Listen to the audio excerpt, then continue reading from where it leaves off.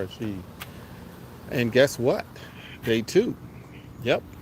Um, I just decided that, I spend a lot of time listening to YouTube videos. And like in the morning, I listen to the news, try to get updated on kind of what happened over the last 24 hours. I'm very interested in peace um, and economic prosperity. Um, and so there's a few things that I look for. And and I still have time where I listen to. Um, I love a great speaker. I listen to speeches from a variety of sources, but mostly from a spiritual perspective. Um, I love listening to things that apply to my life and the people around me, so that if I'm a better person, then they're a better person, and brings more value to yourself and accountability as well. So those are So I spend time listening to, like I said, the news, just try to stay at least abreast of what's going on, and definitely the economic prosperity. So I'm like, okay, what's good, what's happening, what's new, what type of new projects are out. I don't, I used to actually, dibble in those things and chart them out. Now I just listen just to stay abreast. That's really what's up. But you know what I'm going to talk about today? While I was listening to a guy I respect in this space, I've been knowing him for probably about 3 years, really, um, three plus actually, just from YouTube. Not personally. I had the opportunity to meet with him once in Beverly Hills. It actually, you may know him as a Crypto Muscle, and he's a big YouTuber. He's one of those guys that behind the scenes, um, you know, working man. Um, and like I said, I love listening to videos. Very funny. He's very straightforward. He don't hold no punches. He has this series right now called um, Death Watch, right? Crypto Death Watch. So he goes through and he joins a lot of programs. He's one of those guys that pretty much says, I'll try it out. And he'll jump in there. Um, and a lot of the research is based on reading the website or reading the app or reading information that's readily available. But like I said, a lot of respect for the guy because he definitely pioneered a lot of what we see today, good and bad. And then everybody that came after, you just have to basically decide what's good to you and what's not good to you, right? So it's not that he is providing you the good and bad. He's just providing you, look, this is what he's doing. You can join or you can not join. And like I said, I love, the way he does it, right? Just no hold bar. He just goes out there and does his thing. So interesting enough, I'm watching one of his videos, and it's like Crypto Death Watch. So the funny thing, there was, like I said, a lot of respect for my man. I mean, me and him, like I said, we're real cool. So definitely not, don't take this wrong. But there was things that was said today that I said, I really don't get involved with politics when it comes to, especially with these campaigns and all this kind of stuff. When it comes to these elections, everybody has an opinion, right? So this is kind of like that crypto slash political time in the world where everybody has an opinion. Everybody wants to take sides, and which is fine. You have the right to do that. But here's what's funny. And like I said, I'm just messing around, but I want you guys to know, me personally, I'm not sold on um, what the Democrats are doing. I'm not sold on Republicans. I'm not sold on anybody, right? I know what I believe is the right thing to do, and neither one of them are doing the right thing. So definitely not for me. But what I will say is this is just an evaluation and observation of what I see.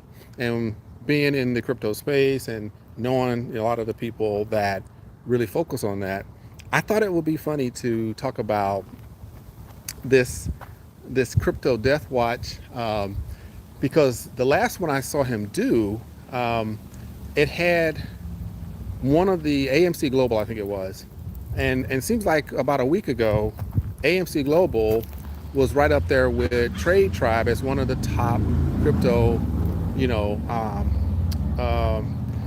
projects. So I said, wow, that's interesting. So, but a week later, it became one on the crypto death watch list. And even about a week ago, I think he put Safir on there.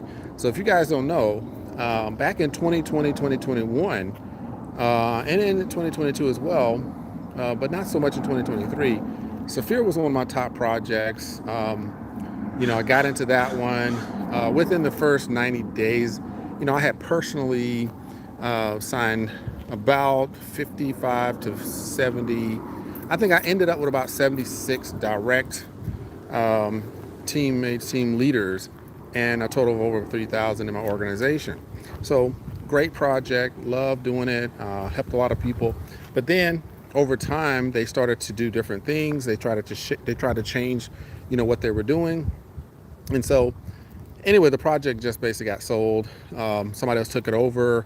They transferred everybody, but they just a lot of changes and things that a lot of us just didn't want to be part of. So basically, just left it alone, and it's still going. But he put that on the death watch as well. So while I'm listening to him, because I said, wow, that's interesting, but I understand, like I said, it's not really functioning like he wanted to. I'm not really, for it at this point because they've changed so much. So I walk away from it, and he's definitely left it as well. And so while I'm watching, just to like to stay updated on what's going on, today he starts to talk about politics. Because the DNC has their people out there doing um, their campaign speeches and all this kind of stuff right in Chicago. And then you have the Republicans got their guy making his rounds in different places as well. And as we know, like I said, I'm not a political guy. I don't care about Democrats or Republicans or whoever. Just not my thing. But I listen because I just want to stay abreast of what's going on. And so today, like I said, I'm just kind of commenting on something that I heard, and I thought it was interesting that here we are in the crypto field, and now we're crypto politicians. It's kind of funny to me. And there were things said about so when you look at politics, right, you can look at it from a local level and you look at it from a national and an international level. When we look at what this person is saying they're going to do, let's go all the way back. Take it back to the time when you first start listening to politics. When you hear a presidential candidate say they're going to do something, how many of you have been impressed by any president, let alone one or two, any president that said they were going to do X, Y, Z, and within those 4 years or those 8 years, how many of them actually did what they said they were going to do? I'm waiting. Raise your hand. Right? Most of the time, it's not the case. So normally what happens is there will be something, a topic that may resonate with you. And so you may say, you know what? I like that. They're going to get rid of school debt. You went to college, you got this debt, you're trying to get a job, you're struggling. And they say, hey, look, if you tried to pay your bills for payments and you're still struggling, you got over 10,000 in debt, boom, submit it, we'll pay it off. That finally happened. So you may say, you know what? That I can get behind because you have debt from a school loan, you get behind that, right? So you think that's a great thing. Great, I agree. But then, while I'm listening today, I hear the argument that, hey, Republican guy, orange hair guy, he actually is for supporting big business, which we know because he's a businessman, right? But the other side, the lady that's running is towing the line of the previous or the current president, saying that he's trying to tax big corporations so they can have more funds to distribute to the middle class in this form of benefits and different types of rewards. So when you see that there's a paying off student debt doesn't just come out of thin air. That has to come from somewhere, right? So they put taxes over here, they take some of that and they distribute that out to the people, that need it. Now, you got to imagine, you're talking trillions of dollars. So even if there's a 0.5% tax, which is what it's proposed as, on the people that are making the most money, here's what was said. This is why you have to be careful. If you want to fix a plumbing issue in your house, you don't call an electrician, you call a plumber. So if you're trying to get political advice, you don't listen to a crypto YouTuber. So I'm, like I said, I'm not giving you no advice. I'm not giving you, I'm just here for entertainment. But it's funny that I listened to this and I said, wait a minute. So when I was listening to the talk today, and the YouTuber says the orange hair guy is supporting big business because if you don't support big business, then big business is going to find a way to recover the money that you're taking from them. So if the Democrats want to tax big business by 0.5% higher so they can recoup trillions of dollars to help with some of these other benefits and programs to the middle class and the lower class, then they're going to add a higher price to those same offerings and services and products so they can recoup and balance out what they lost. And that's a valid point, right? But here but you gotta look at the numbers. 0.5% is, it's about the lowest they're gonna go. So if if if if if the if the person in charge of Boeing, just put this into perspective, if the person in charge of Boeing, and they're under investigation,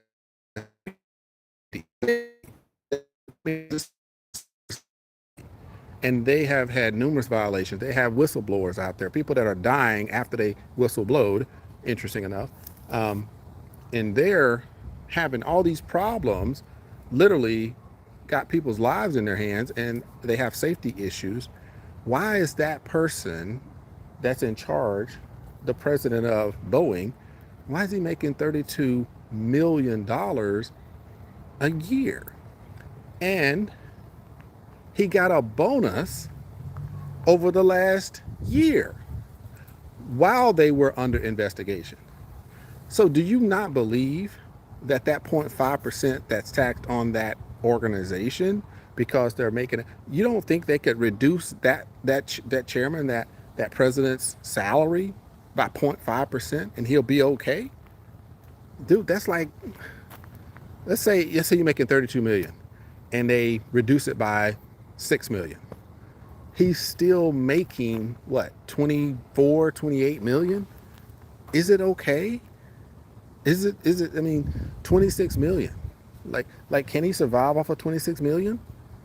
Right? And it's not that much. I'm just giving you a number that's way bigger than what it is. And that's just one person. So if you take that much from one and you spread that across every airline, Starbucks is another good example. The guy from Starbucks, in charge of Starbucks, based on the war in Gaza and the position that the American companies have and how they are using their money to support this war, people are protesting it. So we decide we don't eat or drink or we don't visit Starbucks at all. And so people across the world did that. Starbucks, their profits dropped, and so they said, hey, if you can't pull it together, you got to go. So they got rid of my man that was in charge of Starbucks. Guess what? The guy from Chipotle basically took theirs from, a reasonable profit and basically took their stock over $3,000 per and did a 50-to-1 split in June. So they was like, hey, look, we'll offer you the position to come over here and turn our Starbucks around. He was making about 1.6 million, 1.3 million with Chipotle with some stock options. So maybe about 6 million was what he was getting, in a year, and doing much better than any Starbucks out there. They brought him over to Starbucks, started him off at 1.6 base, right? Got stock options worth about 10 million, right? So think about it. Why can't they get taxed 0.5%? Their business will be okay. it will be okay. But here's the catch. Here's the catch. The YouTuber says, oh, you can't listen to them. You know, the Democrats are trying to tax the big ones. They're going to, gouge you. They're going to try to give you a $25,000 first time home buyers benefit. You know what they're going to do? The companies are going to, they're going to basically roll that back into products and services, and so they can get their money back. Now, here's what's interesting. He's scam. I mean, this is what he said. This is what he said on YouTube. Crypto YouTuber. He he equated the Democrat position. Like I am not for the policies of Democrats or Republicans. So it ain't. I don't care. But it's just interesting to me that when you misrepresent information, it's disturbing, because he's just trying to throw fear out there, and that's kind of the way the other side does it, right? So you got one side that's saying one thing, another side that's just throwing shade and making up things. They don't give you the full story. So the information that should have been revealed is that, yes, they want to tax the 0.5% on the top richest people, but here's where that comes from. That's only for if you are earning over $100 million. Over $100 million. So how is that going to affect me? Who's taking it out of my pocket? Nobody.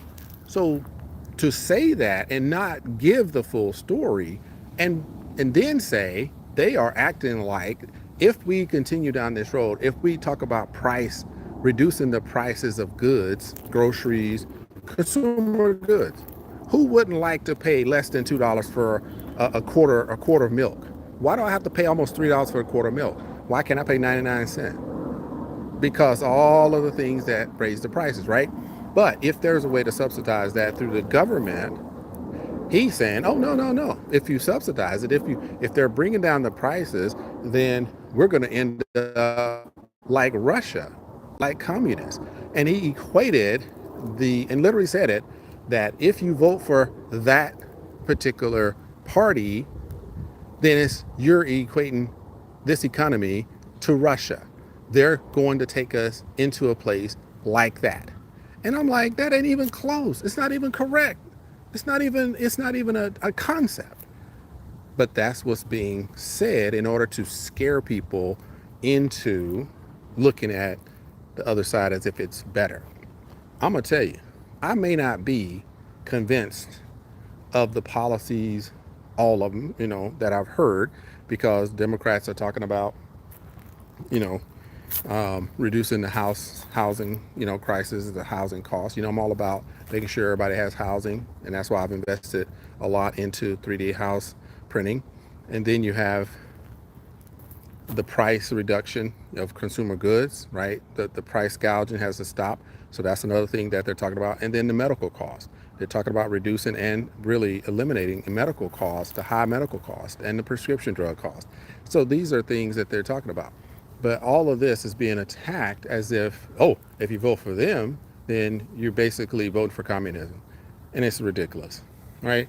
So anyway, I just wanted to kind of throw that out there that, look, I am not a campaign manager. I'm not a politician. I'm not a person that even remotely gets involved in these type of things. I haven't been involved in politics since Andrew Yang decided to get out of the race. When he was in the race in 2020, you saw me with YouTube videos pitching every policy that Andrew Yang had, because that's what I believed was the right thing to do. That was the only person that I believed had something different that made sense. Today, I don't see that. Today, what I know is there is no plan to, as I was saying, right? My signal's yanked. There is no plan by the U.S. to stop supporting the biggest and the most serious destructive practices that are eliminating populations across the globe. These are horrendous acts. These are devastating, and these are something that we should be doing something about to better lives versus destroying lives. And we have the ability to do that. And it has been proven so many times in the past that we could stop destroying lives across the globe. But it's like turning back the clock to a point where when the U.S. first became inhabited by immigrants from Europe, immigrants from all these other countries, and decided to show up in an area called North America that already had indigenous people here. And that same ideology of, oh, we'll just come in and take over, is happening in other locations. Instead of them physically going, and that's on every that you can imagine. We got it in Europe, you got it in the Middle East, and you have it in Africa. And it has to stop. And nobody in any party has done anything to show that they're willing to do that. Well, hey, look, that's been my political rant. This is Crypto Politician. And until next time, if you want to hear anything about the political landscape, don't listen to a YouTuber. Peace. And I'm out. This is crazy.